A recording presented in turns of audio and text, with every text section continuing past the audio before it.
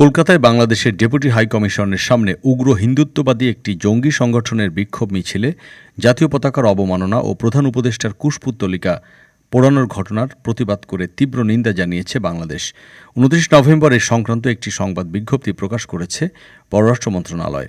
বাংলাদেশ সরকার জাতীয় পতাকা অবমাননা এবং প্রধান উপদেষ্টার কুশপুত্তলিকা পোড়ানোর দুঃখজনক ঘটনার তীব্র নিন্দা জানিয়েছে বলা হয় বিজ্ঞপ্তিতে।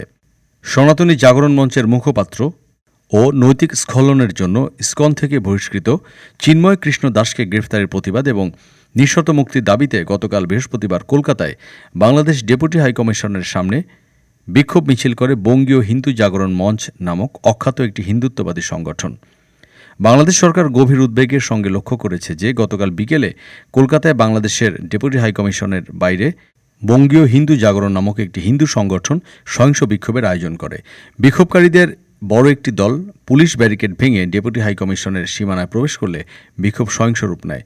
তারা বাংলাদেশের জাতীয় পতাকায় অগ্নিসংযোগ করে এবং প্রধান উপদেষ্টার কুশপুত্তলিকা দাহ করে বলে বলা হয় বিজ্ঞপ্তিতে। এ ধরনের ঘটনা যাতে ভবিষ্যতে আর না ঘটে সেজন্য ভারত সরকারের কাছে প্রয়োজনীয় ব্যবস্থা গ্রহণের আহ্বান জানিয়েছে বাংলাদেশ সরকার। পররাষ্ট্র মন্ত্রণালয় জানিয়েছে পরিস্থিতি আপাতত নিয়ন্ত্রণে থাকলেও ডেপুটি হাইকমিশনের কর্মকর্তারা নিরাপত্তাহীনতায় শঙ্কায় রয়েছেন। যে কোনো ধরনের সহিংস কর্মকাণ্ডের প্রতি নিন্দা জানিয়ে বাংলাদেশ সরকার ভারত সরকারের কাছে কলকাতায় ডেপুটি হাইকমিশন সহ ভারতে অবস্থিত বাংলাদেশের সব কূটনৈতিক মিশন এবং সংশ্লিষ্ট কর্মকর্তাদের নিরাপত্তা নিশ্চিত করার অনুরোধ জানিয়েছে। ডেস্ক রিপোর্ট, আজ বার্তা, ঢাকা।